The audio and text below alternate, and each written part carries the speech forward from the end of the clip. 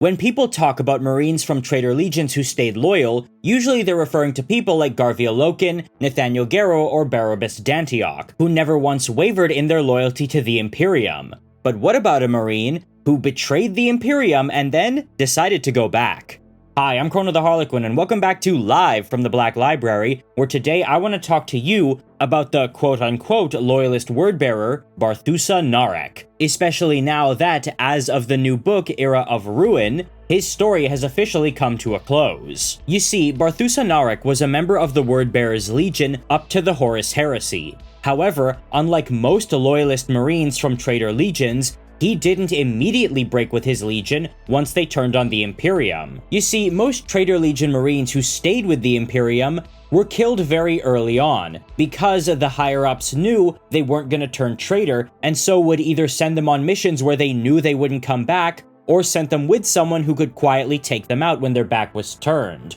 Or they would be purged in mass events like, of course, the betrayal at Istvan III. So as you can imagine, the loyalist elements who did survive for any significant amount of time were either very lucky to get away from those mass events, like Maester Varen of the World Eaters and Nathaniel Garrow of the Death Guard, or were already away from the core of things when the heresy broke out and found out about it way later, by which time many of them had already in some way fallen out with the rest of their legion. That's people like Barabas d'Antioch of the Iron Warriors and Fel Zarost of the Night Lords. Barthusa Narek, on the other hand, was, while not in perfect standing with his legion, decently situated within it, having a role and people who viewed him as an ally, and furthermore, not only did he wait for quite some time to ditch his legion, but he actively participated in the drop site massacre. And side note, but he's not alone in that. The other notable loyalist word-bearer, the Anchorite, also participated in the drop site massacre and the betrayal at Kalth before coming to an epiphany and breaking with his legion. We first though meet up with Barthusa Narek in the book Vulkan Lives by Nick Kime, where a group of word-bearers under the control of Erebus and led by one of his subordinates named Elias heads to a planet called Trioris, seeking something called the Fulgurite, which is actually a crystallized shard of the Emperor's power.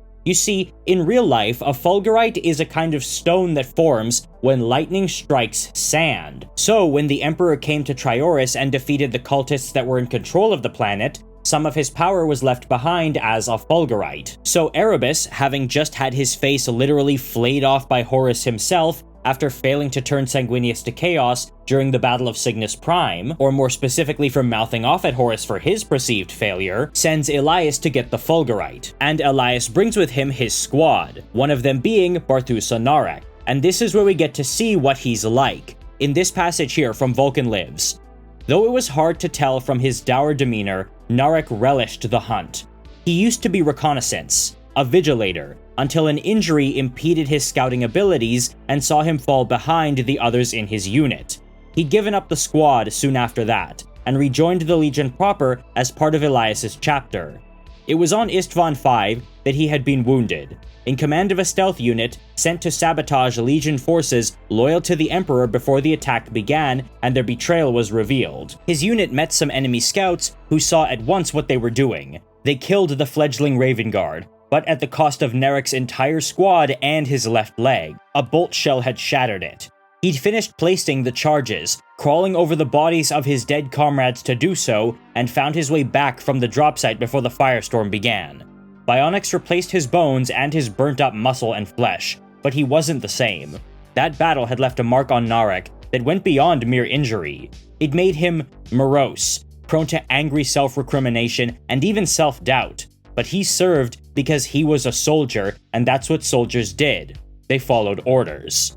Elias needed a huntsman, so Narek took up the post, but never divulged how he really felt about what happened on Istvan. It sat poorly with him, but he understood its necessity and believed in their cause, perhaps less blindly than some of his brothers.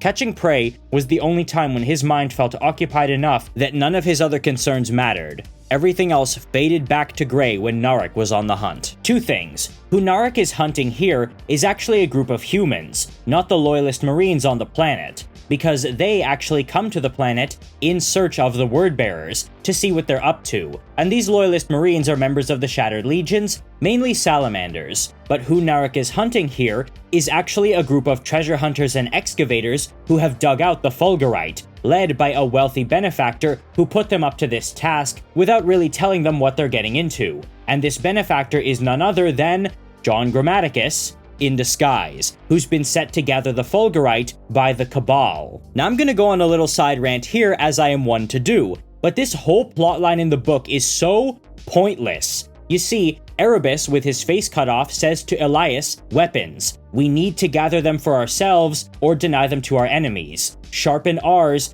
and blunt theirs." So Elias thinks, oh, this Fulgurite is what Erebus is talking about, I'm gonna go get it. So he goes to get it. But John Grammaticus has it because John Grammaticus was tasked by the Cabal to give the Fulgurite to Conrad Kurz so that Conrad Kurz could kill Vulkan, and I mean truly kill him because Vulkan is a perpetual, but with the Fulgurite he would stay dead. Something the Cabal wants to happen because they foresee Vulkan playing a major role in the Siege of Terra that is instrumental to the Loyalist victory, but they want Horus to win because they believe that will, in a convoluted way, lead to the final death of Chaos, by driving the human race to extinction. So the Word-Bearers go about hunting John Grammaticus, who links up with the Salamanders, and obviously a big fight ensues over John, as if he's the prettiest girl at the summer prom. However, ultimately though, John is about to escape with the Fulgurite, only to be intercepted by Elias and Erebus, only for Erebus to kill Elias for having dared misunderstand him, whereupon Erebus then allows John Grammaticus to leave with the Fulgurite,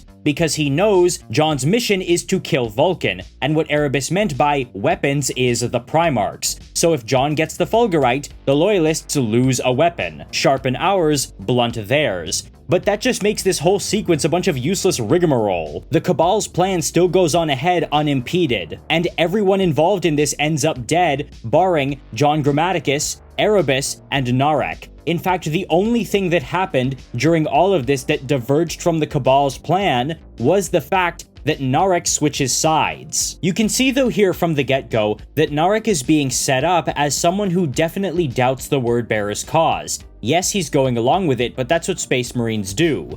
He internally, though, does have misgivings, something similar to a character like Little Horus-Aximand. And I think that's an important distinction, because a lot of people seem to think that Barthusa Narek did a full 180 when he came into contact with the Fulgurite. Spoiler warning, that's why he changes sides. But in reality, the seeds of doubt had existed in him very prevalently for long before then, as can be seen here also from Vulkan Lives. Haruk had been dead for several minutes, almost 20 by Narek's reckoning. He was lying on his side, one arm flung out, still clutching his ritual knife, the other pinned beneath the dead weight of his body. His partially helmeted head lay askew. It had almost been forcibly removed. Narek had found the wreckage of the body on the upper floor of a warehouse, slowly growing cold in a pool of blood. Kneeling down by his dead brother, he felt no grief for Haruk. The Word-Bearer was a true bastard amongst bastards, who liked to make sport of his prey. His predilection had been his undoing this time. Kill quietly, kill quickly. That was Narek's way. A toy was a thing to be played with, and toys were best left to children. An enemy was not a toy. He was a threat to your life until his was ended.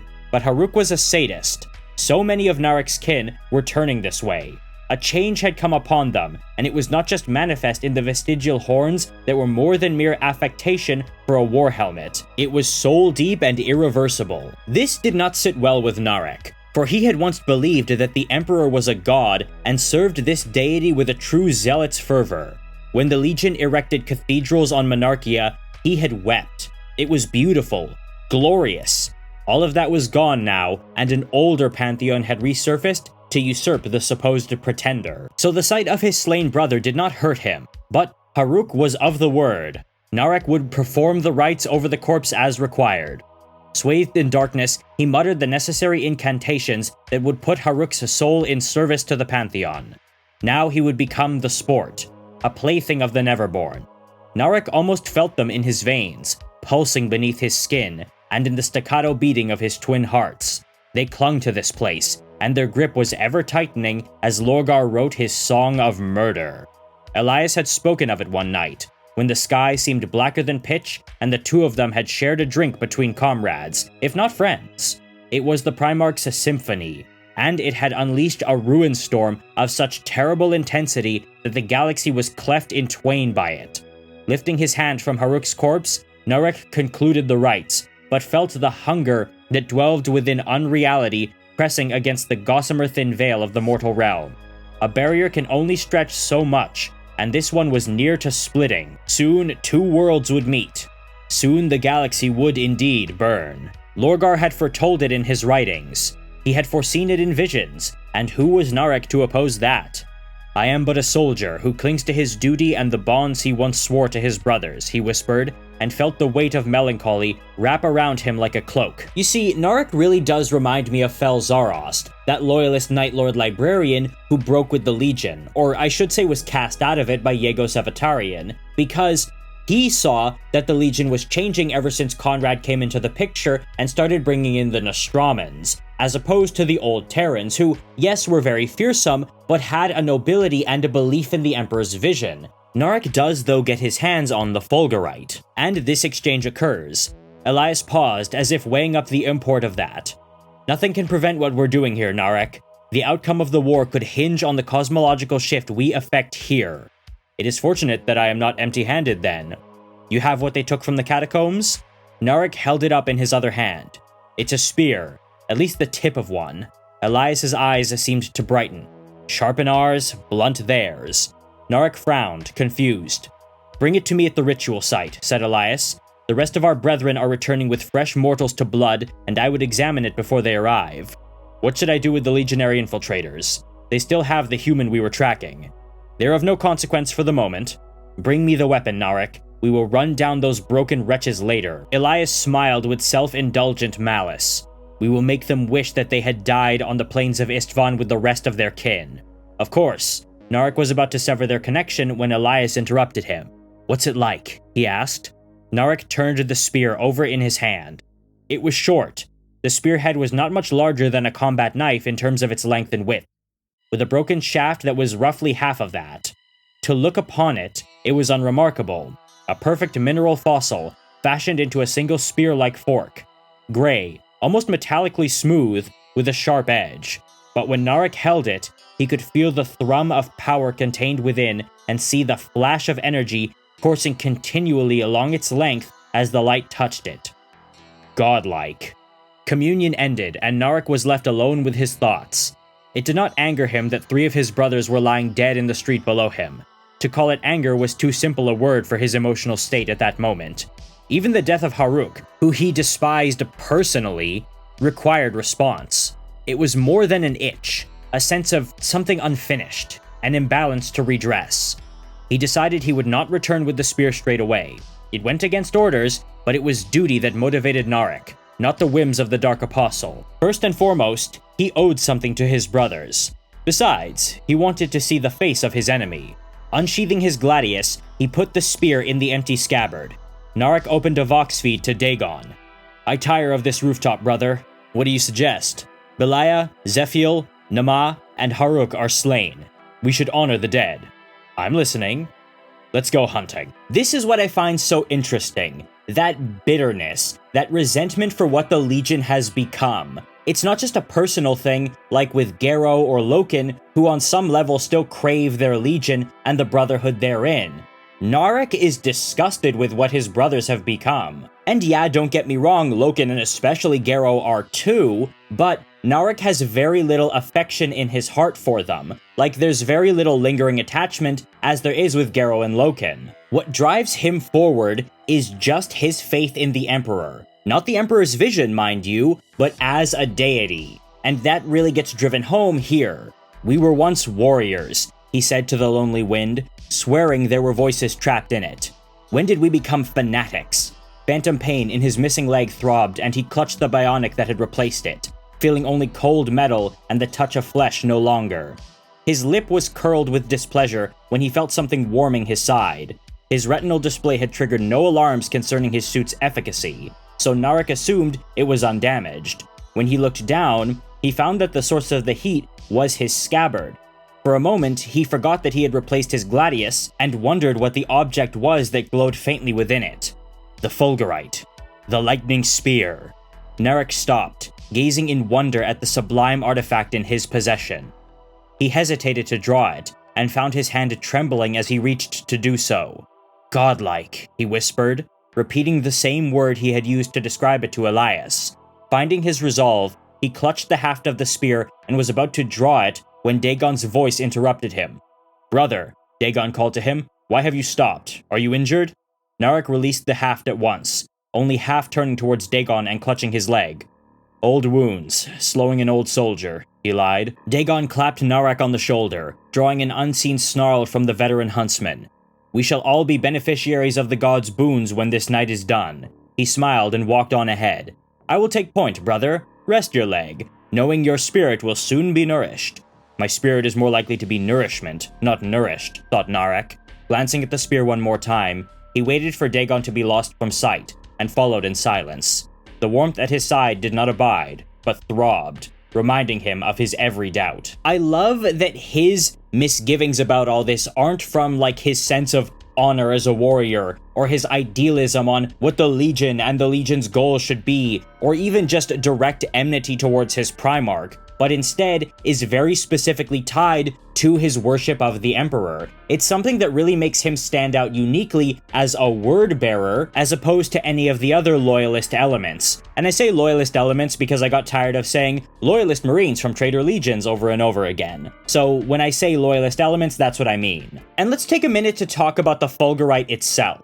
You see, it is, again, a crystallized shard of the Emperor's power, but what exactly does that entail? Like, when you say the power of the Emperor, do you just mean, like, essentially lightning in a bottle, like literal psychic lightning? Or is it like some of his wisdom, like how being exposed to the Emperor's power or the power of the Golden Throne will let you sort of expand your consciousness? And maybe that's what heals Vulkan's madness, because spoiler warning, the Fulgurite gets jammed by John Grammaticus into Vulkan's chest instead of given to Kurz, and thereby cures him of his madness. So I kinda like to think it's a combination of both. Yes, it is basically the Emperor's power lightning, but it also is a shard of enlightenment. But we're never really gonna know, because here's the thing, the Fulgurite, unlike something like the Athame, is literally never ever mentioned outside of the context of Barthusa Narek's storyline. It is something created entirely by Nick Kime, just for Narek, and never again. All of this does, though, eventually come to a head when Narek directly meets with Elias. "Pure. It must be pure, Narek," Elias muttered, his back to the huntsman. "Now," he added, fastidiously cleaning his fingertips, fingers, palms, and knuckles. "I would see the weapon." Shaking off his hands, drying them on a cloth, Elias turned with hands open and ready to receive. Narek gave a second's pause, not so much to make the Dark Apostle concerned, but enough to realize he resented giving up the spear. Fluidly, he drew it from its scabbard and watched Elias's eyes widen at the sight of it. "Godlike," he breathed. That word again. "You were not exaggerating." Narek placed it reverently in Elias's hands, where he could examine it more closely. "So this is what they withdrew from the ruins," he exhaled, his craving for the power contained within the shard itself evident. "I can sense its strength." "It is divine," murmured Narek, briefly forgetting where he was and who he was with. Elias looked up sharply. "The Pantheon is divine.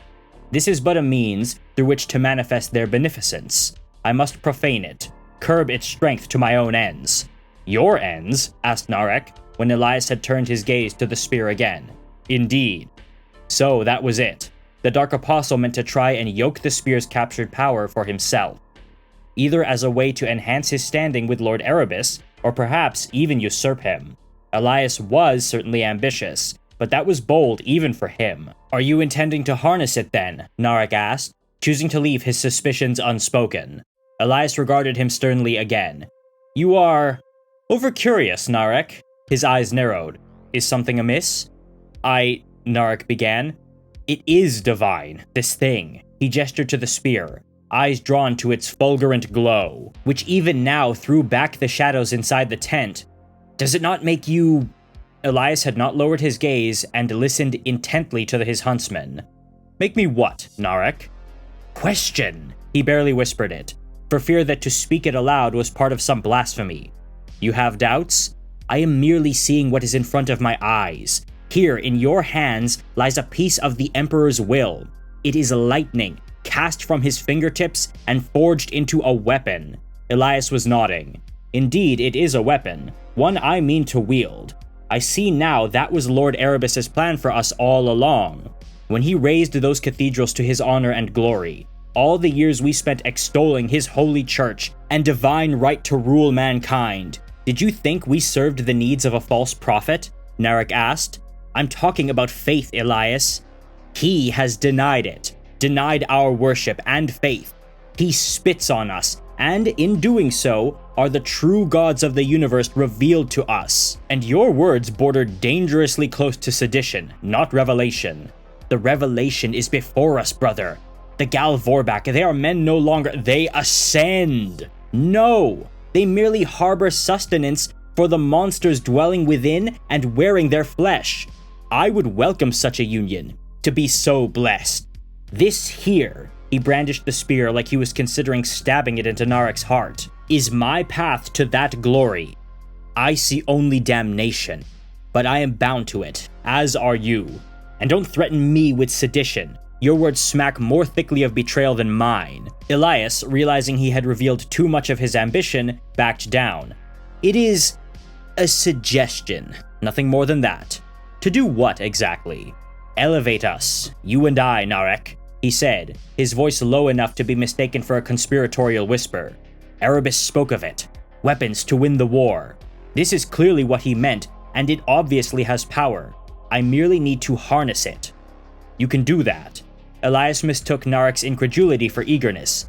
Yes, brother, he hissed. You will be restored, better than you were before. He smiled a viper's smile. I will have what I've always sought, a patron in the pantheon. Smile widening into a feral grin, he waited for Narek to see this vision as he did. He was to be disappointed. You invite destruction upon yourself, Elias. And like the viper that is suddenly threatened and prepares to fight back, Elias recoiled. Remember the debt you owe to me, Narek, he warned, appealing to the huntsman's sense of honor. Like I say, I'm bound to this fate as I am bound to you. Do not worry, I have no urge to enhance my own standing. I merely wish to fight and die in this war. But by turning a blind eye, my debt is paid in full. Are we in agreement? Narek held out his hand for Elias to take it. Instead, the Dark Apostle merely nodded. Good, said Narek. Once this is done, you and I will part company. Our alliance ended. Agreed, said Elias, which leaves from now until then. The Shattered Legionaries have amassed to disrupt our plans here. The human with them is very likely dead, shot by Dagon's deflected bullet, so they'll be coming one way or another. You need men? Asked Elias. All handpicked by me. No hoods. He referred to the cultists. Legion only. 7 will suffice. Including yourself? An auspicious number. Not really. I need 20 others. 2 more squads. Whoever you can spare from the rituals. That's how many I will need to stop them. And by stop them, I mean kill every one of our enemies. Elias smirked at him, as if amused by his soldiers' rhetoric, and turned away dismissively. Take what you need from the ranks, including your 7. Get it done.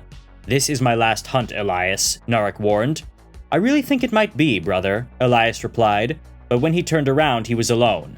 Narek had gone. Later, as Narek actually sets out onto this mission with these legionnaires, he reflects more explicitly now on how he basically hates almost everyone in his legion, aside from one legionary named Dagon who he can tolerate. But aside from that, he says that Elias has cultivated a crop of dishonorable, wretched legionaries, and this does extend to the rest of the Wordbearer's legion. He specifically makes reference to the Gal Vorbak, and that's huge because those guys are damn near sacred to the Wordbearers. They were the first ever Chaos Space Marines, that being the ones who allowed themselves to be possessed by demons, and this happened when Lorgar made his pilgrimage to the Eye of Terror. So, their existence helped affirm in Lorgar's mind that he should go through with this, and actually betray the Imperium. One of them being Argeltal, who is very widely liked in the community. And there's actually a very interesting connection between Barthusa Narek and Argeltal that I'm gonna circle back to later. Moving forward from here, Narek does go out on the mission that Elias sends him on. However, there is a change of plans, where Elias says he wants all of the salamanders eliminated, but the human they have with them, John Grammaticus, brought to him alive. And Narek, along with the other Marines he has with him, set out on this task. However, even as they're going about this, Narek is trying to change his brothers. Specifically, in one instance, when one of the Marines with him, Vogel, tries to mutilate a dying salamander, Narek stops him and even threatens to kill him, saying, "You can mutilate the chaff if you want, but these are legionaries. They were once our brothers in arms, and they deserve dignity and respect even in death, so no ritual mutilation." And interestingly, the dying salamander with his last words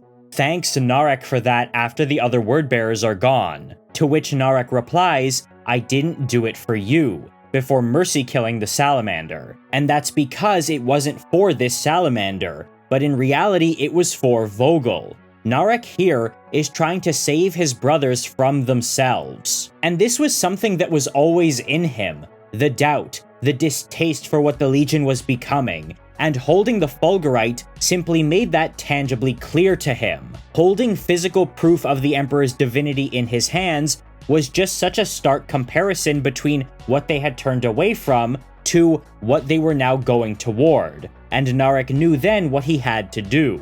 So it's not really that the Fulgurite changed him, or that the Emperor sort of somehow messed with his head or got in touch with him, as some people seem to think, but it's more so that it just made clear what was already within him. And it really makes you wonder how many other legionaries were like this across the traitor legions. Yes, most people like Narek would have died during the earlier covert purges and Istvan III, but people would have still inevitably slipped through the cracks. Because we know mentalities like this were present all the way up through the Siege of Terra. Even Abaddon the Despoiler was incredibly fed up with the way his legion was going and wanted to do things the right way.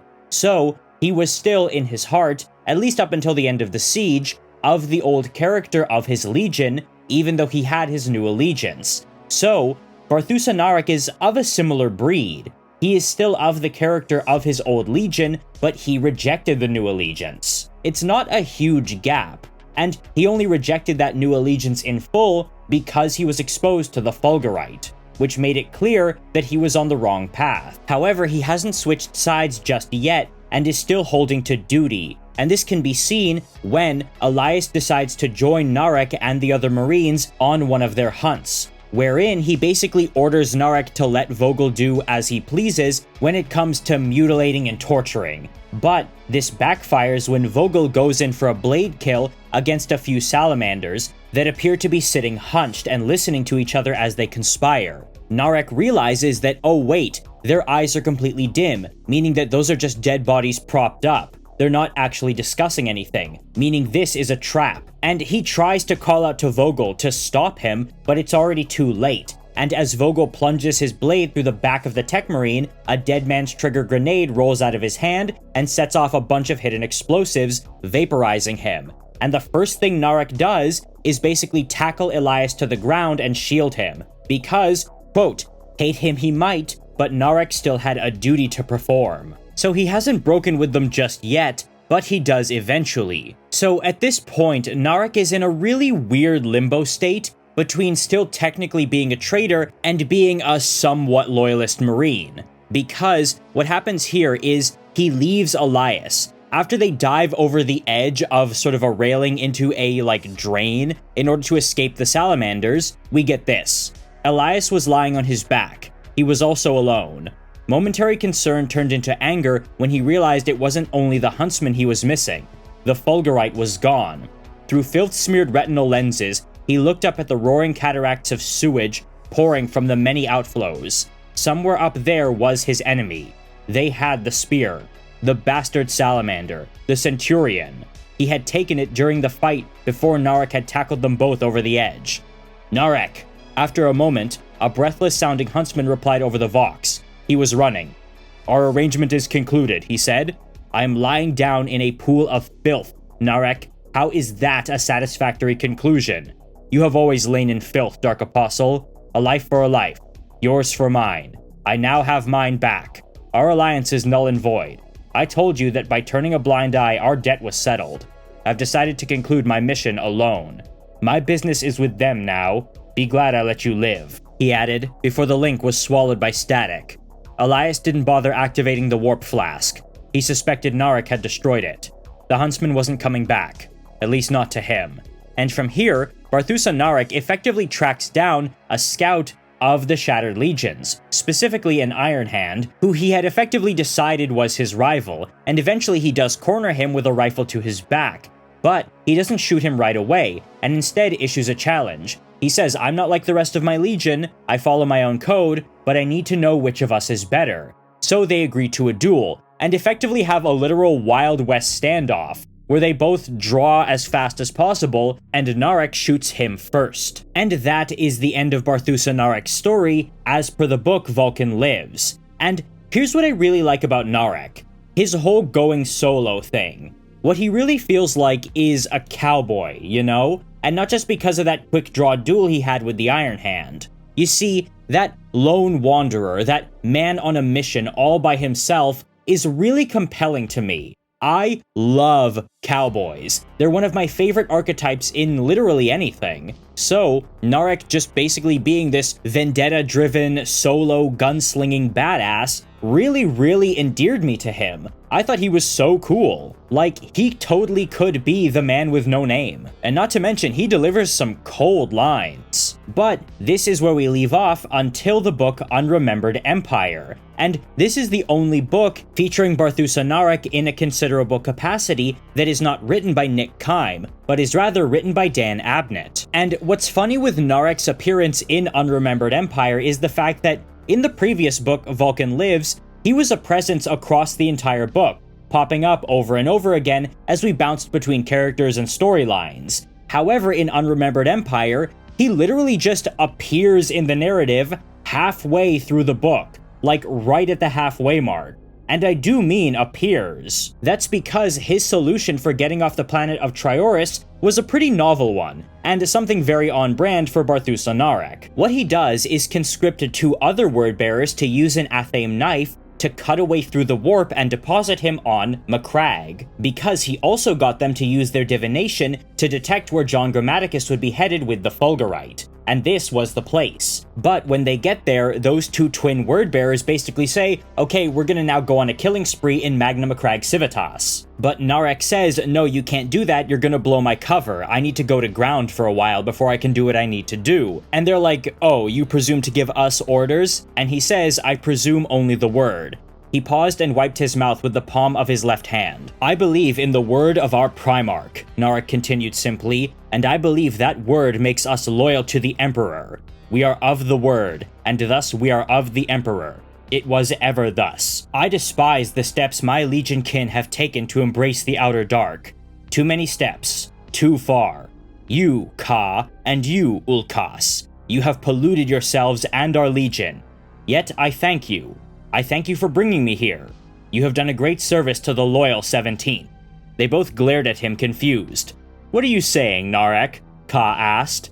I'm saying receive my thanks, Narek replied and put 4 bolts from his pistol through Barbos Ka's skull. Another masterful maneuver from Barthusa Quickdraw McGraw Narek. Also, side note here, but I love the fact that these 2 word-bearers are just straight up idiots. Like, one of the first things they say when they land on Macragge is, oh, we're gonna go on a killing spree. Maybe we'll even kill Guilliman. Really? 2 random word-bearers are gonna kill Rabute Guilliman. That's, like, on the table? And then, like, they just say, what do you mean by that, Narek? Even though he literally just said what he means. Like, any reasonable word-bearer would have just shot him in the face before he could even finish that sentence. And sure, you could argue they were shocked so they didn't shoot, but he still very clearly spelled out a lot of things. Hey, just a heads up, I'm loyal to the Emperor, and you make me sick, and I hate you. Hey, what do you mean? Like, even if they didn't think he was gonna kill them, they should have at least immediately thought, oh crap, he's here to narc on us. It's actually kind of funny. I don't know why, but this comes up over and over again throughout the heresy. A lot of word-bearers are kind of just like idiots. They get so lost up in the worship of the dark gods that they can be kind of dumb at times. Whereas people like, say, the Sons of Horus are actually very snappy and have great warriors' instincts. They're tough, they're on edge, they know what's up all the time. But word-bearers can be just really spacey and dumb. All jokes aside though, Barthusa Narek is now on Macragge. And what's interesting is that he was actually blindfolded for the trip, and he insisted on that himself. So you can see just how wary he is of the stuff of the warp. He sees what it's done to his brothers and is damn sure it's not gonna happen to him. But now he is here, alone and unknown, on Macragge, and he's looking for John Grammaticus, who he does eventually catch up with. Basically, he knocks him out from behind, and as John is fading out, he sees Narek, who says, "Well met," because they had basically been playing cat and mouse on Trioris, and Narek wants to conclude that. And next thing John knows, he wakes up in a basement tied to a chair. And Narek makes it clear that he wants the Fulgurite, to which John responds, "Okay, just take it." However, Narek isn't done elaborating, and gives a massive lore drop regarding just how much he knows about everything. "It is potent," said Narek. "I can feel the life in it. The power. It is godlike." "It is a fragment of divinity," said John, "or something as close to divinity as we will ever know." "I could take it and leave you dead," said Narek. "That is entirely what I expect," said John. Narek turned the spearhead over in his hands. "One thing has become clear to me," he said, "through my pursuit of you here and on Trioris. This is a powerful weapon, but you are a notable being too. You would not have been charged with the recovery and use of this if you were not something special. I'm just an agent for—" "You are a perpetual," John faltered. So old, so rare, so forgotten. You are the legend of a legend, the myth of a myth.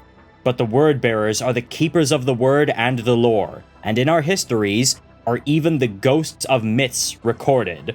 The old ones, the long-lived ones, the eternal kind, the first and last, the perpetuals." "It's more complicated than that," said John. "A lot more complicated than that in my case." The details don't matter," said Narek. "I know what a perpetual is capable of. I understand, after all. We are all proof of what the oldest and most powerful perpetuals can do." "What is that?" "Build an Imperium." John let his head drop and he exhaled slowly. "Just kill me, Narek," he said. "Has your life been so endless that you long for death?" "I know when I'm beaten," John replied. There had been a flash of truth in the word-bearer's remark. John was tired, but death was not a permanent state in his case. The Cabal saw to that. If he could goad Narek enough, death might become an escape route, and— "The spear is powerful, John Grammaticus," said Narek, "but I fancy it is even more powerful when one of your kind wields it. So you become, you see, part of the weapon." "There is some truth in that," said John. "There seemed little point lying." "Then I will take you both, you and the spear, as one. You will be my weapon for the purpose I have ordained." "And what would that purpose be, Narek? I know why I want the spear. I know what deed is expected of me. What do you intend to do with it?" "I intend," said Narek, "to perform holy work. I intend to cleanse the soul of my legion of the demonic pollution that contaminates it." He held up the spear tip. Despite its dull finish, they could both see the tiny flashes of power that coursed through it. "I intend to save the legion of the word-bearers," said Narek, "and you are going to help me accomplish that." "How?" asked John Grammaticus. "What exactly do you intend to do?" "I will cleanse the soul of my legion," said Narek, "by seeking out and slaying Lorgar Aurelian." So this right here is where we get the reveal of Barthusa Narek's ultimate plan and mission. And one thing that's interesting is the fact that he genuinely despises his Primarch, something that is quite rare among, well, any of the legions, traitorous or loyal.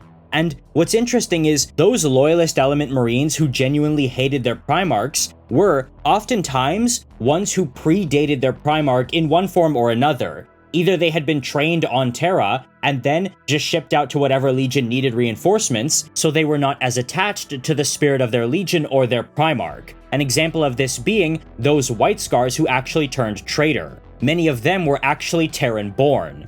But on the other hand, a lot of Marines who predated the finding of their Primarchs never really grew to like them. An example of that being Fel Zarost of the Night Lords, who despised Kurz and what the Legion was becoming. Make no mistake, everybody kinda hated Kurz, even Jago Sevatarian, but they hated him, yet they were still loyal, because they didn't really have a frame of reference for anything else, and all they knew was the Nostraman way. Meanwhile, someone like Fel Zarost did know another way of doing things and had a frame of reference for something different. Another example is the World Eater's Dreadnought Lork, who was actually the master of the Legion before Angron was found. Even though he only really witnessed it in bits and pieces, being a dreadnought, He despised what his Primarch was doing to the Legion ever since he was found, going so far as to never fully identify himself as a World Eater, and insist on calling himself, and thinking of himself as, a Warhound. That was his Legion, in his words, that being the name of the World Eaters before Angron came around, and especially before the Butcher's Nails. And he would actually go out of his way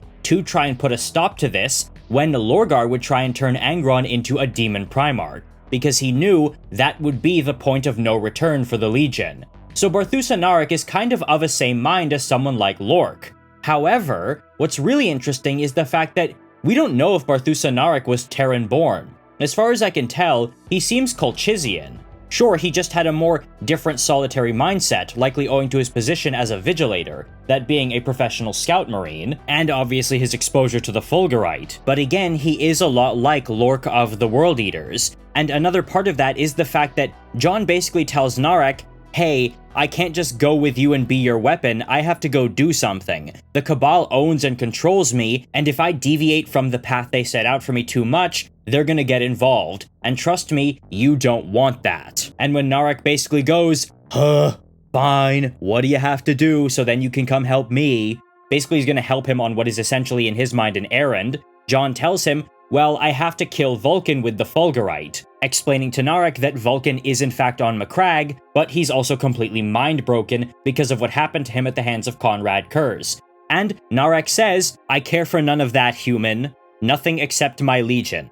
Let us find Vulkan. Slay him as you are bidden. Then you can help me. This is part of the reason why people will hesitate to refer to Narek as a loyalist. He's perfectly fine killing a loyalist Primarch if it furthers his own ends, and he admits in his own words, he only cares about his Legion. Like, I'm ignoring all those salamanders he killed back on Trioris because he didn't really have a choice. Yes, he was given a job to do, and they were already gunning for him as well, and it was early on so he himself wasn't sure where he was going with this. But here, his mind has since been made up. He's wary of the horrors of the warp, and he knows about the war. And as such, he knows he has to kill Lorgar. Plus, he still worships the Emperor. However, he is fully ready to kill Vulkan. He just does not care at all. Kind of like how Lork wasn't too bothered at the fact that he had to kill Ultramarines, or that they were fighting this rebellion against the Emperor. He only cared about the soul of his Legion and what was happening to his Primarch. But back on track, John Grammaticus then explains, yeah, just a heads up, Vulkan is essentially a perpetual as well, so the only way to kill him would be if the Fulgurite is in the hands of another Primarch. So the two of them set out together, with John Grammaticus serving as Narek's essentially hostage, and all the while Narek has a noose around his neck and a psi-dampening hood he's wearing, to stop Jon from doing anything,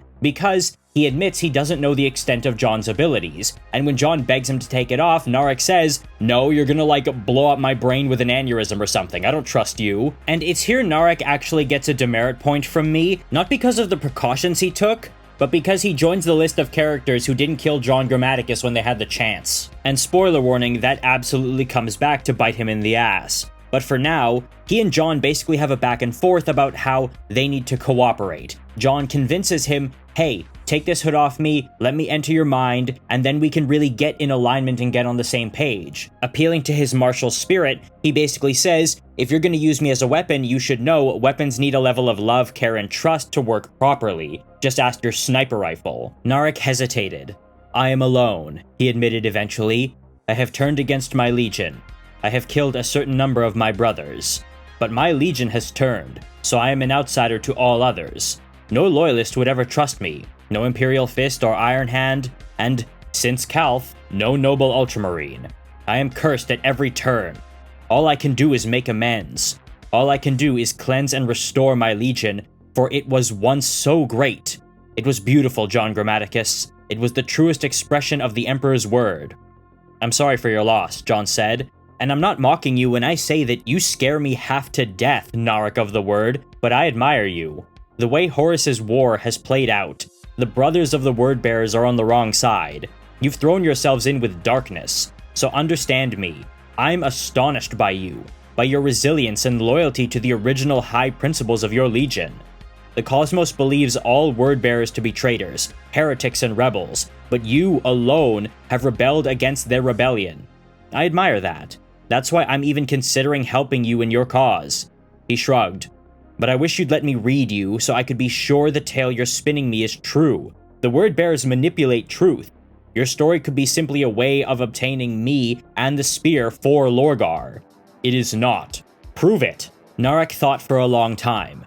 A comrade would be welcome on my lonely mission, he muttered. A battle brother, an ally, even the person in alignment. However, right as Narek is about to succumb to the horrible fate of becoming friends with John Grammaticus, Daemon Prytanis, another perpetual, also working for the Cabal, steps in to save the day. Basically, he dives in with 2 Eldar Shuriken pistols and shoots up Narek, not really seriously injuring him, but definitely knocking him on his ass in the gutter. From here, John and Daemon go about their mission to kill Vulkan. At least that's what Daemon thinks they're doing, but in reality, John is going to use the Fulgurite to heal Vulkan of his madness, at the cost of his own life. Eventually, though, they're able to corner Vulkan, who is thoroughly insane, but John tries to talk him down, telling him that he's going to heal him. However, right when it seems like Vulkan isn't gonna listen, his head suddenly explodes, because Narek is back and just shot his dome off. And while he does acknowledge that Vulkan isn't dead, he says, you know, get to it, now's your chance, and then you're coming with me.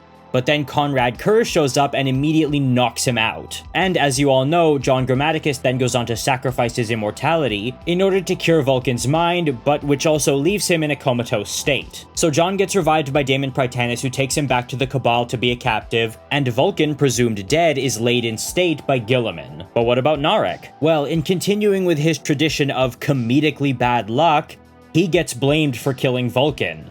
When he comes to, he's the only person around his charred corpse, and he tries to actually retrieve the Fulgurite despite being heavily injured, but he can feel that it's inert, the divinity pushed out of it. So, when the Ultramarines show up, all he can really do is put his hands up and let them detain him. And the last we see of Barthusa Narek in the book Unremembered Empire comes with him in captivity being interrogated day after day by the Ultramarines, where they're reporting their findings directly back to Guilliman, and they ask him basic questions about what happened.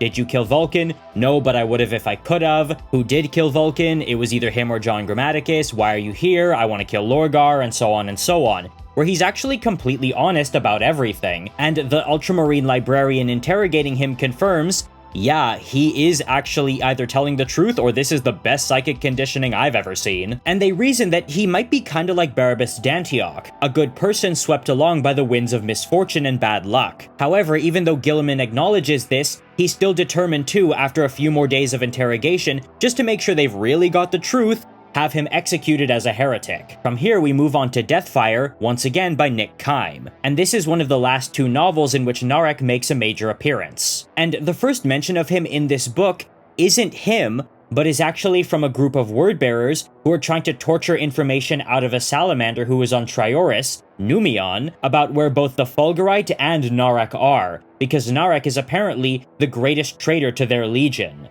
So for about the first quarter of the book, Narek is basically just still in his cell being occasionally interrogated, right up until he disappears, during a period of upheaval when Magna Macragge Civitas is under attack. However, it is determined that no, he did not disappear through enemy means. He wasn't taken by the Word-Bearers, nor did he join them. So what happened? Well, in a huge twist, it turns out that he was busted out by one of the Knights Errant. That being those legionless Marines who are now working for Malcador the Sigillite. You know, Marines like Nathaniel Garrow, Garvia Loken, Macer Varen, Endred Har, Bel Sepetus, and others. And now, what happens throughout the rest of Deathfire is a little weird, so I'm just gonna kind of blow through this. Okay, so Caspian Hecht was sent to basically overwrite Barthusa Narek's mind, because Malcador determined, hey, this Narek guy is motivated, he's dangerous, he's good at what he does, we could use him. However, he's too obsessed with his mission to kill Lorgar, and as such we need to overwrite his mind. And we're gonna get Caspian Hecht to do that, because he is a very powerful psyker. So Hecht busts Narek out of prison, and then tries to superimpose his personality and mind over Narek's. However, Narek is able to turn the tables and kill Hecht. But when he comes to after killing him, he kind of thinks he is Hecht, like he has 2 personalities inside him, but he also has amnesia on top of that. So he takes Hecht's armor and identity for himself, being completely unaware that he is one of the most wanted men in this entire sector of space, and makes his way to a space station where some salamanders are huddled up. But not just any salamanders, the salamanders from Macragge, who are bringing Vulkan's body back to Nocturne. However, when he was confronted by some fellow word-bearers who knew he was Barthusa Narek, he remembered he was Narek, so he's basically drifting back and forth. It's actually kind of a pain to read in the book, if I'm being honest. However, while essentially in the bathroom, or solitarium, of the salamander ship, he finally realizes, no, Caspian Hecht is dead, I am Barthusa Narek of the Word. And he says that out loud when he comes to that realization, only for the salamander who was standing right behind him in the doorway to the bathroom to say, well, that's a shame because now I have to kill you, because if you'll remember, he's basically been charged with the murder of Vulkan. So he then has to go about fighting off both the word-bearers who are gunning for him and the salamanders who want to avenge their Primarch. And this battle goes all the way to the surface of Nocturne, where he's ducking people, he's using live bait, he's setting up sniper nests. Again, like full SEAL Team 6 stuff, just by himself on Nocturne. Not a planet you want to be on the surface of if you're the wrong person. But he manages to get away with it and vanishes on the surface of the planet. Oh, and if you're wondering why the audio suddenly sounds different, it's because I'm recording the rest of this in a hotel in Germany. I'm taking my first ever solo vacation of my life, right in the middle of recording this, to Aachen, Germany, which I've been thoroughly enjoying. But I did bring my computer because, as you know, duty calls and work never sleeps. But that's the end of his story as far as Deathfire is concerned. So we move now to another Nick Kime book. This one is Old Earth, and this one I actually did read properly. What I had to do for Deathfire was get a PDF and skim as much of it as I could by command effing his name in it. But here, I did read this one in full, and this is where his story gets weird.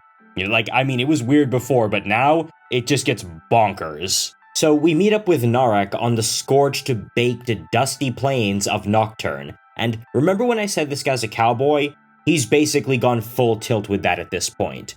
It says, Narek of the Word had reached the foot of the mountain when he heard the thunder. A battered scimitar-patterned jet bike lay behind him, its fuel reserves spent, its gravitic engines no longer capable of keeping it aloft. He had used it, like he used all things, until it was exhausted. So, even if he could reach the jet bike, it would not matter. Essentially, he had found a lone salamander out there with the jet bike and killed him, but he had left that salamander's hide cloak intact because he believed that dishonor had its limits. Again, it's just full cowboy at this point. He's dehydrated, weak, and battered by this sandstorm in the desert. The horse, quote-unquote, that he stole from a man he killed has now died. However, he let that man keep his hat because he believed that taking a man's hat would not be the right thing to do. Interestingly though, Narek regrets not taking the cloak because he realizes that actually probably could have provided more protection because this storm is really wearing on his armor. He is though wearing a sand cloak, and honestly, since it's not doing much, it's basically just for the aura. Like, his armor is so damaged that it's creaking and groaning with every movement, to the point where he audibly tells his power armor to shut up. What he's really doing here is basically chasing a salamander aircraft that he saw fly off into the distance towards a mountain, because he thinks, well, that's at least something, but even now he can't get to that, and probably thinks that for all he knows, they literally just flew into a volcano to commit suicide. So, he realizes that what he's doing is completely pointless. Narek looked behind him and found a rivulet of lava hemming him in.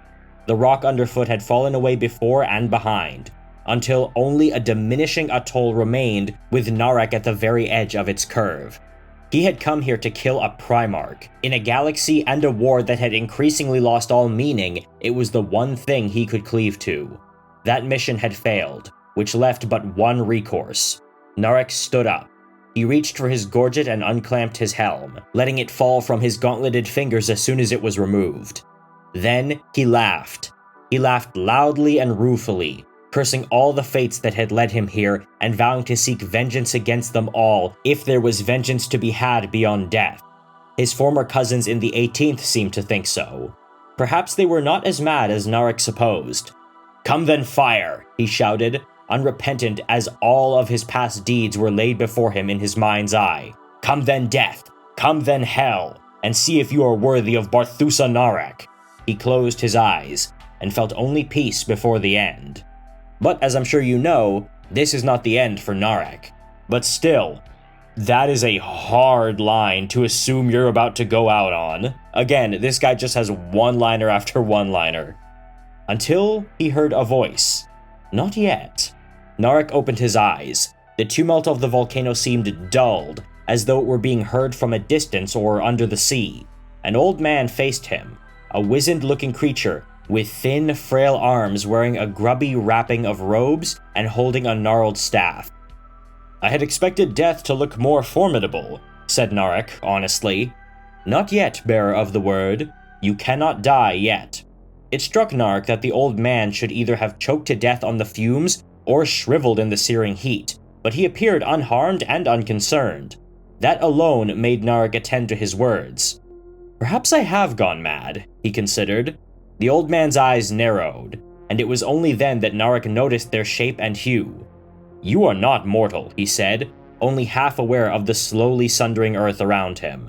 If he was dead anyway, and this some profoundly strange rite of passage into hell, then he would let it run its course. "I am mortal, just not as you are. But my provenance and fate are unimportant. It is your purpose that concerns us now." "Purpose?" Narek frowned. The burning sensation against his skin had lessened. Even the ash and rain of falling debris spewing up from the mountain had slowed to a near glacial pace. "Who are you? Why aren't you dead?" The old man smiled, as if such questions were unimportant. "Have no fear, bearer of the word," he said, reaching up to place his hand upon Narek's chest. An icon of a book had been emblazoned there once. "There is more than one path off Nocturne." "I fear nothing." "I believe you." "I suggest you close your eyes." "Close my what?" Time resumed its inexorable pace, and Narek closed his eyes as a veil of pyroclastic cloud fell over him, and the roar of the mountain grew so loud it turned to silence. What I love about this scene is seeing Narek's internal monologue and thought process, not just as he thinks he's dying, but after he believes he's already dead. You see, with Space Marines, we do often get their final thoughts and, internal monologue as they're about to die. I actually just finished reading Fulgrim the Perfect Son, where we get several instances of Space Marines getting their last words and thoughts in and seeing their perspective right as they are about to die. However, here, Narek thinks he's literally already dead, and he just completely accepts it, well, that's the end of me, oh well. And what's really funny is him seeing this old man who, spoiler warning, is none other than Eldrad Ulthran, and thinking, yeah, I really thought the psychopomp would be a lot more intimidating, but okay, what have you got for me? No regrets, no internal philosophy, no wondering, no ifs, ands, or buts, just, well, it is what it is. In this galaxy where literally everyone is currently freaking out, he manages to be so nonchalant, despite being in one of the weirdest positions of anybody. What happens next is he comes to in a destroyed, ruined city with dust everywhere. And his first instinct upon looking around and seeing where he is to scoop up some of the dust and lick it. And he can immediately tell that it's destroyed human remains. Furthermore, he knows this method of destruction. It seems like an orbital strike from an Astartes vessel, like a lance. And then he realizes that the light from the sun is actually coming through his hand, as though he's a little bit translucent. At which point, the old man, even though we know who it is, shows up again, and Narek just starts interrogating him. "Did you bring me here? Are you a witch? Is that how you did this? Or are you a never-born thing?" And then he says, "No." The old man then assures him that he is quote-unquote neither. And Narek says, "You are a sorcerer then," accused Narek, and wished he had a blade. "Or am I dead? Either way, consider me displeased." "You are not dead, bearer of the word, though you would have been had we remained on Nocturne. Then I owe you a debt, do I?" "Perhaps." Narek looked around, and then back to his hand again, and the light shining through it. "Well, this is unsettling." The old man smiled, as an elder might smile to a child in need of encouragement. "I've never been in a psyker's mind before," said Narek, before eyeing the old man shrewdly. "It is a wretched vista, thin and unconvincing. Even the stink of the dead is lacking." "It is not my mind, Barthusa," said the old man, who was suddenly standing next to him. "It is yours." Narek fought every instinct not to react. Instead, he looked down. The old man held a rifle and proffered it to Narek. "So is this. A Brontus pattern." Narek is actually in awe that this rifle is in fact his. He recognizes it perfectly, and then immediately breaks it over his knee, whereupon it turns back to dust, stating that, yeah, it's fake, I could see right through that. And Eldrad says, okay, that was actually pretty easy to get, but this was a lot more difficult, and produces a small piece of fulgurite. So now, with Narek thoroughly in awe, he asks, "Who are you and what is this place?" And Eldrad says, "This is the Kwami district. This is Tophet, and it is Gulshia." Narek's eyes became slits. "The perfect city. How? You called it Monarchia." "I never went there," said Narek curtly, dismissive. "Then I wonder why it lingers in your mind. Have you seen it? Seen the devastation your kinsmen inflicted upon it? It was razed to ash. Curious that you chose to only partly restore it." The bearer of the words smirked, unimpressed. "Is this where you tell me I am the desolation, and the purpose you spoke of on the mountain will restore this city and somehow myself? I'm not overly fond of metaphor. You may not have noticed, but I have a preference that leans toward killing, not poetry," said Narek, his hands unclenching. "I need no weapon to kill you. If this is indeed my mind, I imagine your forced removal from it would be painful. Tell me who you are." "Your preference toward killing is precisely why I need you," the old man replied, stepping back. Narek snorted, and this is where you throw off your cloak in a flash of... The blow against Narek's temple forced him to one knee. His vision blackened, and he gasped at the sheer strength of the old man. He rose swiftly, head throbbing, off balance but eager for retribution, and found a sword to his throat. Runes glinted on the blade, inhuman, suggesting power. Narek pulled up short as a bead of blood materialized on the blade's edge where it touched his skin. Mastering his anger, he looked up into the face of his true attacker and laughed aloud. "I knew it. The eyes gave you away, Eldar." Eldrad Ulthran regarded the beast he had healed, knowing he would soon have to slip him from the leash. Sweeping aside his robes, he sheathed his witchblade. The act of drawing it had been a theatrical indulgence, more in keeping with the sons and daughters of the Laughing God. In this place, where ostensible reality bent to his will, he had no need to draw his sword. Still, the point had been made. "I am a seer," said Eldrad, speaking to Narek through the mask of his ghost helm. "The armor you wear under those robes says otherwise," said Narek, rising to his feet and rubbing the side of his skull where Eldrad had struck him. "I suppose this isn't real pain I'm feeling." "Oh, it is real. The pain is the mind convulsing. You struck my mind. That's low, even for Xenos. I do not care for that word. Then I shall employ it more often. You still haven't told me who you are. I am a seer, one of Ulthwé, Eldrad. Eldrad Nuirasha Ulthran. Is that meant to mean something to me? I am unimpressed, witch. And what does a seer need with someone like me? A renegade, a zealot, a bearer of the word. And whose word do you bear, Narek?" Narek's eye strayed to the sliver of fulgurite still nestled in Eldrad's open hand. On the horizon, a second sun began to dawn, more vibrant than the pale reflection hanging in the ethereal sky. "I warned you about that. And you now know my given name. Familiarity was contingent on it being reciprocal. Then I lied about not using it. Are you usually this petulant, Barthusa? Or is it because your father called you by that name?" "I have no love for him or you," Narek replied, and Eldrad could tell he was right. "But this is different, isn't it?" he said, holding the fulgurite sliver between thumb and forefinger. "You felt his power, didn't you? His immortal nature?" The sun's light brightened, touching Narek's gray armor in gilded shafts. Through sheer will, Narek averted his gaze and Eldrad closed his hand, hiding the sliver like a conjurer vanishes a coin. "I am no pawn," said Narek. "I do not need a pawn. I need an assassin. And you think I am oath to you, do you? Because I owe you my life? No, I think you will do it because you like killing, and because I can give you what you want. Which is a means to reach him." A nerve tensed along Narek's jawline, visible under his scarred skin. "Don't you Eldar have killers? Or don't you believe in murder? Too cold for your Xenos blood? I asked you not to use that word, Eldrad warned, but left it at that. And yes, we have killers. Many, and they are stunningly proficient.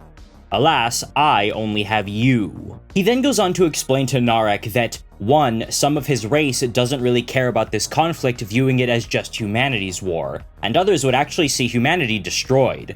But he explains that he wants humanity around because, even though he doesn't say it explicitly here, he views humanity as a firebreak against chaos. And he explains that the Cabal is actually a thing, and they need to be taken out of the equation because they're basically, 1, trying to make Horus win the Civil War, and 2, are screwing up the skeins of fate that Eldrad can see because they're immortal, and as such they cause ripples that make it hard to read fate. So Eldrad tells Narek, I'm gonna have to be killing a lot of very important, powerful people, some of whom are my own kind, and as such, I need you because I'm basically doing this off the books. And what's interesting is that he probably knows about Narek because Eldrad has also been in touch with John Grammaticus, who Narek has very nearly killed almost twice now. So, he knows that he's capable of this. And I think that's a really good bit of storytelling, having it tie in through the John Grammaticus connection, because as much as I dislike him, he is a valid and sadly important part of the plot. So, instead of Eldrad just showing up says, hey, I've totally been seeing you on the skeins of fate and decided to hit you up, he actually knows about him through more quote-unquote practical means. And also, I find it really funny that Eldrad put Narek on his knees in a second, but Narek is still willing to call him Xenos and taunt him, and saying, just because you told me not to, I'm gonna say it more. This is what I love about Narek. Like, compared to Garviel Loken and Garrow, who are very straight-laced and serious, Narek is really kind of funny and sassy in a very dry way. And this comes up again when the two basically go on a little tour, killing Cabal agents wherever they find them. In one instance, Narek disguises as Eldrad himself, with Eldrad's help obviously, to get the drop on one named Gahet, who was actually one of John Grammaticus's prime handlers, and is very powerful. He's actually rumored to kind of possibly be connected to the Old Ones in some way. Gahet starts blasting who he thinks is Eldrad with lightning, and basically monologuing at him a little bit, right before he says, I'm not Eldrad, at which point the real Eldrad stabs him in the back with a witchblade and sets him on fire, incinerating him. And here we get more of the legendary Narek wit. I didn't like this plan, Xenos. I prefer it when I steal in under smoke and kill everyone with my rifle. He spat up a gobbet of phlegm and blood. Or knife. Let's do that from now on, shall we? Gahet required something subtler. More oblique, said Eldrad. He sheathed his witchblade and begun to write in the air with his fingertips. Sword through the gut, then set on fire, Narek nodded, finally getting to his feet again. I'm surprised he even noticed. Eldrad ignored him, sarcasm evidently lost on the Eldar. Now, some people might say that kind of wit is out of character for a Heresy-era Space Marine, but not really. There was one who was even more like that, and that was Tarek Torgadon. So as far as Space Marines go, it's not particularly out of character, but he still retains a very unique flavor to him. After this, they go about killing none other than Daemon Prytanis in order to free John Grammaticus from his effectively psychic jail, where he's basically being convinced that he's just a farmer tending to a field. And it is then here where Narek parts ways with Eldrad and goes on his own path. What path? Asked Grammaticus, standing in the light, shouting against the storm. Tears were streaming from his eyes as the wind lashed his face, his hair tossed madly. A fork in the road, John. Here our fates diverge again, said Eldrad, facing the storm. Narek did the same, steady as a granitine cliff, rifle slung across his back. Our fates, he said, his voice harboring an unspoken threat. You promised me retribution, Xenos. Narek began to unsheathe the gladius he had taken from Prytanis' corpse. You will have it, or at least the means to attain it. Taking it will be up to you alone. If you are lying, witch, then there will be nothing you can do. I'll find you. I do not doubt it. Shall we? Said Eldrad. For mankind? Asked Grammaticus as he was about to enter the storm. Eldrad nodded. For the Emperor, he said dryly. Grammaticus stepped into the light and let it take him. They all did. And from here, we actually meet up with Narek once again in the epilogue, where he appears to be, once again, in captivity. The cell walls felt cold to the touch. Voices echoed in the corridor beyond the door, which was locked and barred. The occupant of the cell had no knowledge of how he had come to be there, but he had been beaten and his armor removed. A fight had recently ended, one which he felt certain his captors had lost. The lumen above the door glowed red and hazy in the clouded atmosphere. He smelled smoke, heard the report of distant gunfire. Red turned to green. The door slid open, its locking bolts retracting, and a warrior in cobalt blue staggered in, a bolt pistol in his hand. A shot resounded and the warrior fell, his chest blasted open. Footsteps sounded on the metal deck underfoot. A second figure emerged in the narrow aperture of the cell doorway. The occupant had already stooped to retrieve the dead warrior's knife. The pistol had been empty. He need not have worried. The second figure wore armor too, but crimson. Prayer parchment flickered, disturbed by the failing air recyclers of the starship. "I found another one," he said in perfect Colchizian, calling to someone out of sight. Then he turned his attention to the occupant. "You are of the word," he said, approving and nodded. "That is good.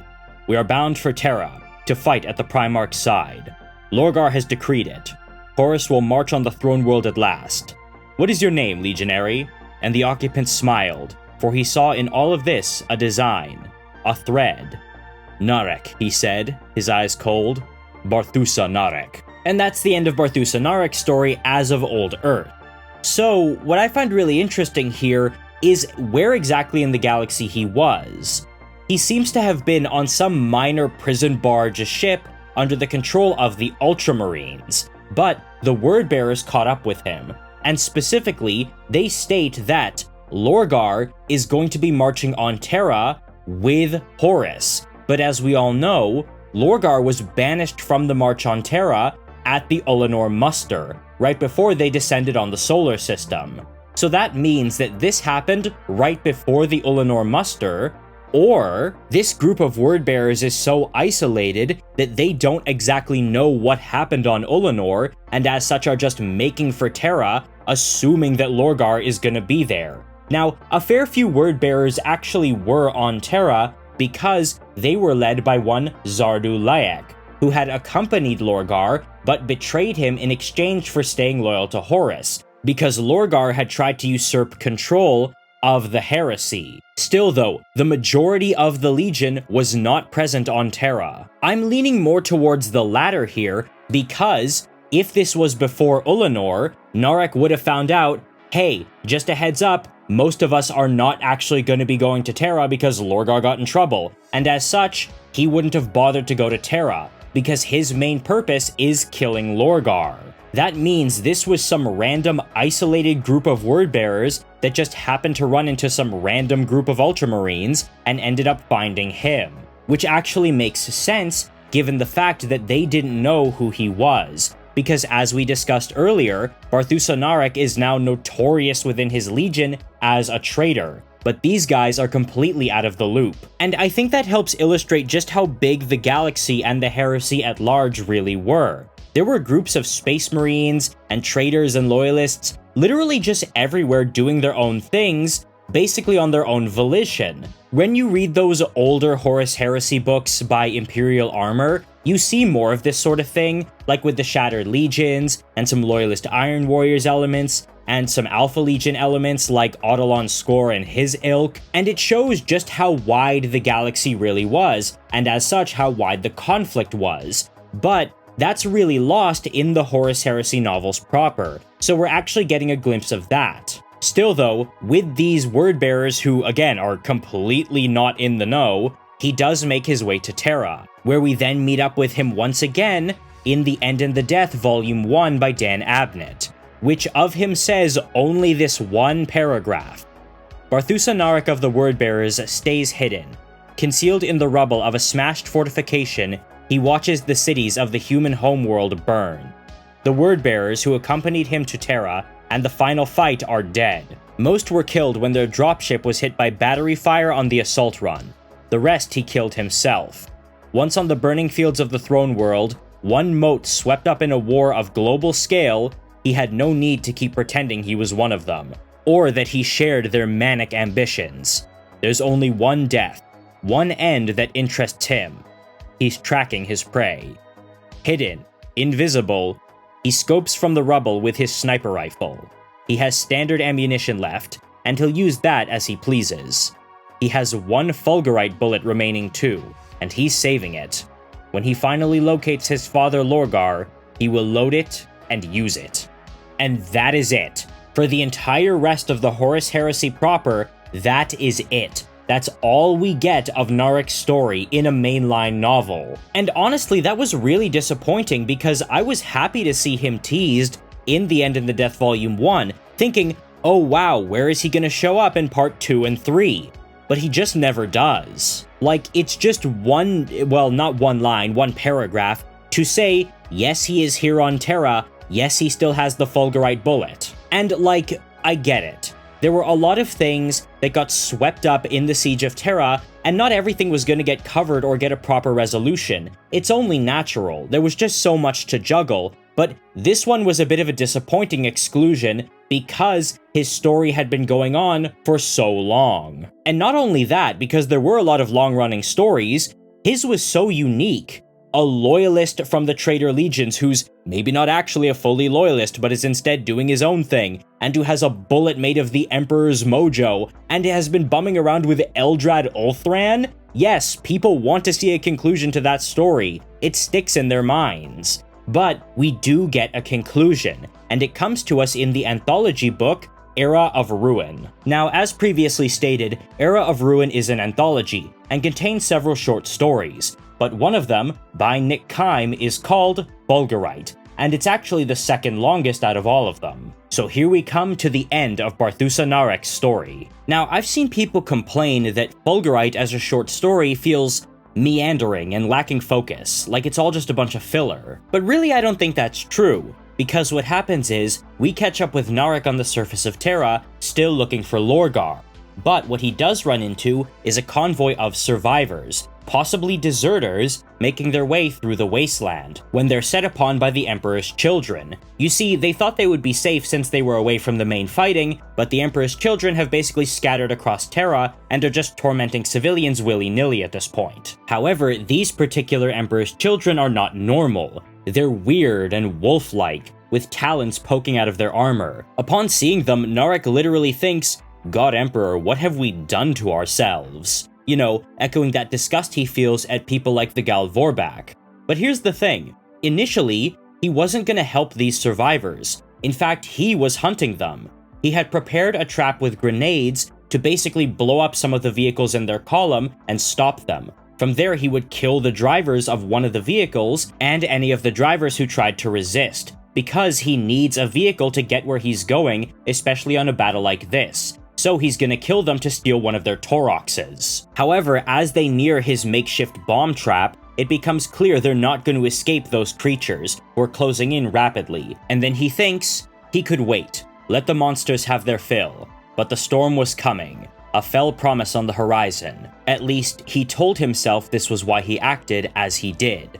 Letting out another curse, longer and louder, Narek remotely deactivated the sensor plate on the trap and headed out for where the deserters made their last stand. This is huge because this is the moment where he finally becomes a loyalist, not just someone pursuing his own agenda, a sort of affiliated third party. You see, here, he goes out of his way, ignoring his mission to defend fellow loyalists, where before, he didn't give a damn about them. He didn't care about the Ultramarines dying, and he certainly was willing to kill any Salamanders and that Iron Hand scout who crossed his path. This here is the expansion of his moral compass. So, he does help them fend off those Emperor's children, but takes wounds in the process, and instead of taking their Taurox right away, leads the survivors, 4 out of 100, towards a bunker that has given them some shelter. However, it turns out this bunker is being used as a laboratory by none other than Fabius Bile, who created those abominations. And rather than Narek just leaving, he tries to take him out. And they do drive off Fabius Bile, but are set upon by one of his abominations, where 2 more of the survivors die, but they are eventually able to kill it by burning and shooting it. So, you could argue how much of an impact this made, because even though he set out to save these 100 survivors, only 2 of them actually made it out. All he did was just save 2 people and waste a bunch of time and ammunition and get himself hurt. But His intentions matter. Now, he is actively trying to save random civilians who serve basically no benefit other than to slow him down, and engaging with people like Fabius Bile, because now it's more than just his problem. He actively views what they're doing as wrong and needing to be stopped. It's not just about killing Lorgar and saving his legion. He is now invested in the wider war. So in the end, the two survivors get a vehicle and he gets his Taurox, making his way towards the Imperial Palace. First in the vehicle, then on foot once it runs out of gas. And what I find interesting about this story is the descriptions of what Terra looks like through the eyes of someone who's not in the thick of the fighting. Outside of the intense core of battle, the entire planet basically feels like Mad Max at this point. Roving bands of survivors and raiders alike duck each other and hunt each other. Everything is dusty and destroyed and burning, and you scavenge what you need to make it through just a little further. Here though, Narek starts making his way towards the inner palace, right near the end of the siege, and it says this: "Distant battles, skirmishes, and larger, more desperate conflicts cracked and rattled on the air. He stayed away from those too, and the Fulgurite led Narek on, his will shepherding him, to the bearer of the word, to his father, to Lorgar. For a time he hid, watching Terra burn from the shattered fortifications raised and then raised in its defense. He waited out a large battalion of loyalist fighters tramping by in battered tanks and on foot, mainly Imperial army, more conscripts like Vuko and a handful of legionaries in dirty red and blood-flecked yellow. A grim assemblage, headed off to fight and die. As they passed, Narek waited to ensure there were no stragglers and moved on. The Fulgurite thrummed in his palm, and then stopped. It had never done that before, not since he had arrived on the throne world. Hackles raised on his neck, the faint beating of sweat, instinct reacting before thought. Just a fraction too slowly. He heard the blade before he felt it, that slick, impossible scrape through armor and mesh, and then him. Narek tried to draw his pistol, but he was sinking, and his nerves dulling, hands slipping. On his knees, the Fulgurite held in a clenched fist, head bowed. Not a normal knife, he realized. Nothing innocent about it. Its wielder came to stand before him, there on the killing fields, amongst the dead places, in the shadow of once impregnable bastions laid to ruin. "I wonder," said Erebus, his face arrogant, conceited, his bald scalp etched in Colchizian cuneiform. "What you think you're doing here, Barthusa?" Narek didn't answer. Couldn't answer. The blade had left something behind in the wound, in his blood. It spread like ice. He managed to scowl. "I cannot let it come to pass, whatever it is," said Erebus. "It ends here in your death." "Lorgar," Narek rasped, teeth clenching, the taste of copper in his mouth. "He's not here, brother. He never was. You have been following a false trail." The revelation of that stung, colder than the knife. "Impossible. It was... The Fulgurite felt cold, inert in his grasp. How could he have come this far, done all that he had done for it to end here, in failure? None can contest the will of the gods, Barthusa. Not you, not even him. A king will rise from darkness, and all will be as it should be, as it was ordained. It has been spoken by their emissaries. I am merely their conduit." "You are... Narek spat blood, his wrath impotent but burning. "A demagogue. A heretic." "The first, or so it has been claimed." Narek raged. He fought to stand, to reach for a weapon, but he was beyond that now, and no amount of disbelief could change that. It isn't... Can't be... Over? It has been over since the earliest millennia, since the primordial gods first enticed mankind. Such willful, impressionable creatures we are, slaves to uncounted vices. How can a warrior, even one as determined as you, Barthusa, contest against that? Elias. You remember Elias, don't you? He learned that lesson to his death. And so the lesson comes full circle to the servant. "I am no servant. I am..." Narek spoke through gritted teeth, but his throat had begun to lock up, his tongue like stone in his mouth. He trembled, trying to fight his imminent death. Erebus looked upon the other word-bearer, his eyes pitying. "Such vengeful spirits," he said, "raging against the night. Narek watched the Dark Apostle turn and slowly walk away. The air changed, thinned, the scent of foulness fermented on the breeze, and fell voices thickened, only for a brief moment, and then gone. And so was Erebus. He left Narek to the cold spreading through his limbs, his back, his chest, his mind, the chill of unmaking, a deep plunge into primordial ice, the untethering of soul, and the gentle bicker of demons slowly returning, eager for their peace. Another voice insinuated itself against the throng, weak at first, then louder. Narek's fist tightened around the fulgurite shard, and he felt the faintest ember of warmth. I didn't like it, I didn't like it, I didn't like it, nobody liked it, you didn't like it. What? This sucked, okay?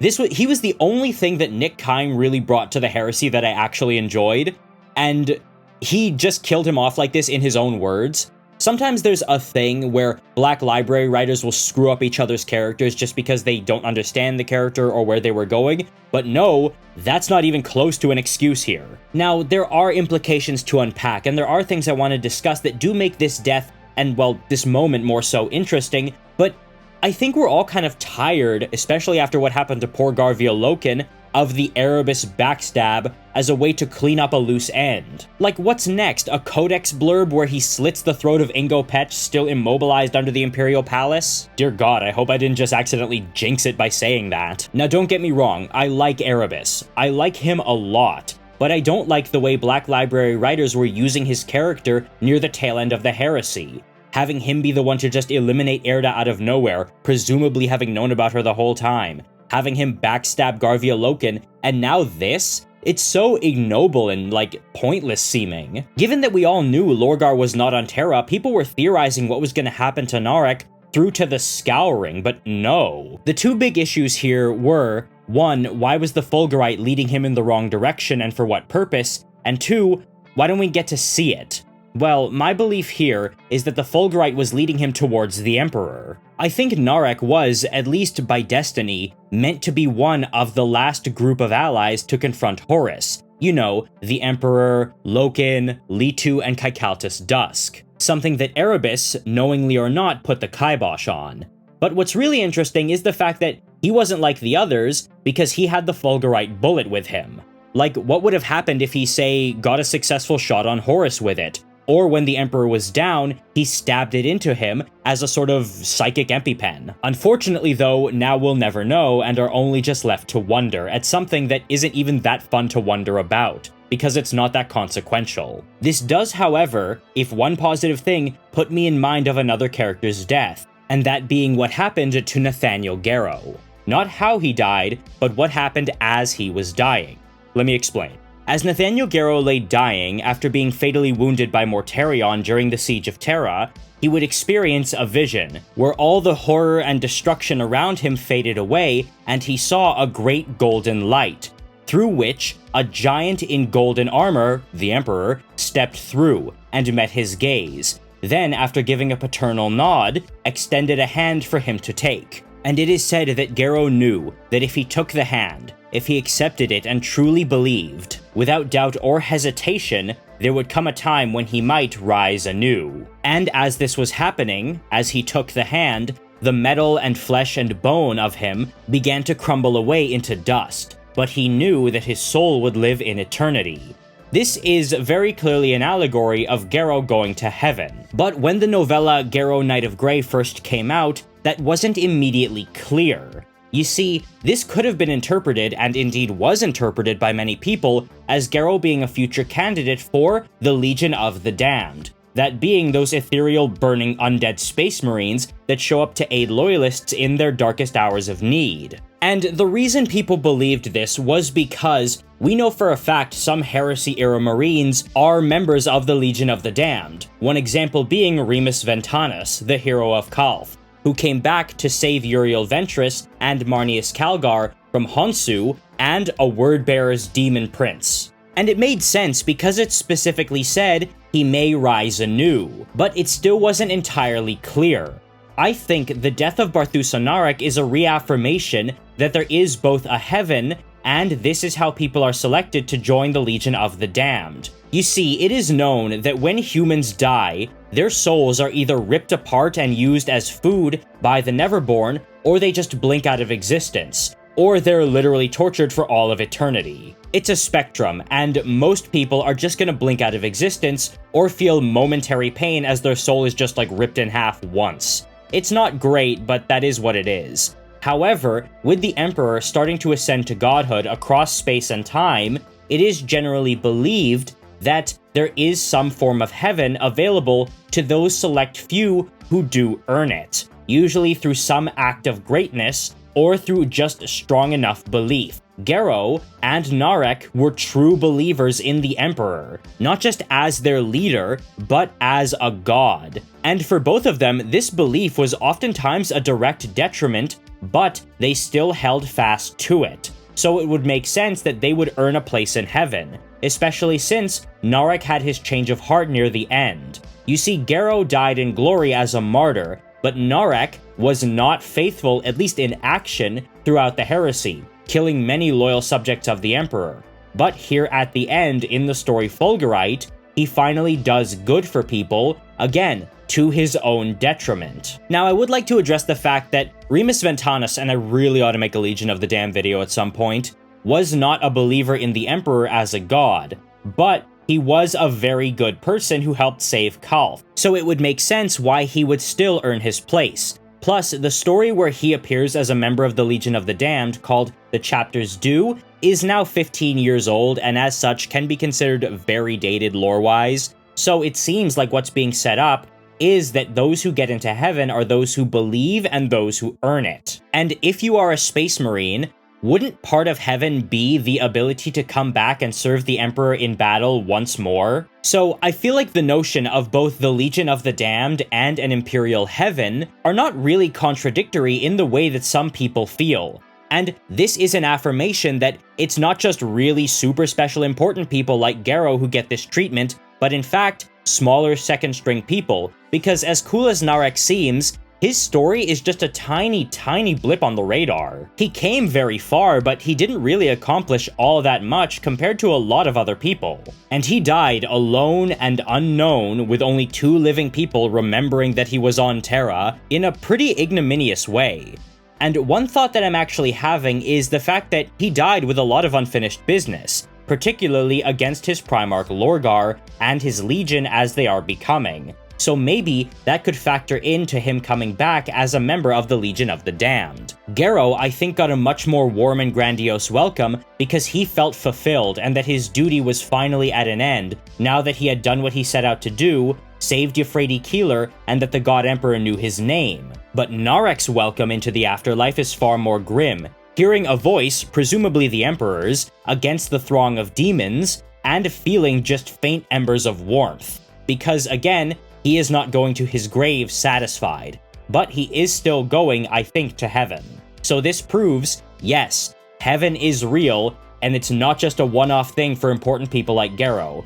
This whole short story serves as a reaffirmation of Garrow's death, and I do believe Narek just might have a place in the Legion of the Damned. But make no mistake, as much theorizing as I can do about this, it still sucked. But what do you guys think? Do you guys think that Barthusa Narek's death was actually good and well done? Or do you think it was lacking and just a disappointment? What do you feel about his story overall? Was he just this weird side element, self-insert, fanfiction kind of character? Or was he actually very interesting and you liked his kind of cowboy vibe to him as I described it? As always, I would love to hear what you guys have to say in the comments below. Please subscribe if you have not already done so. Consider joining my Discord server to keep up with me and all the stuff I have going on. And until then, I will see you in the next video.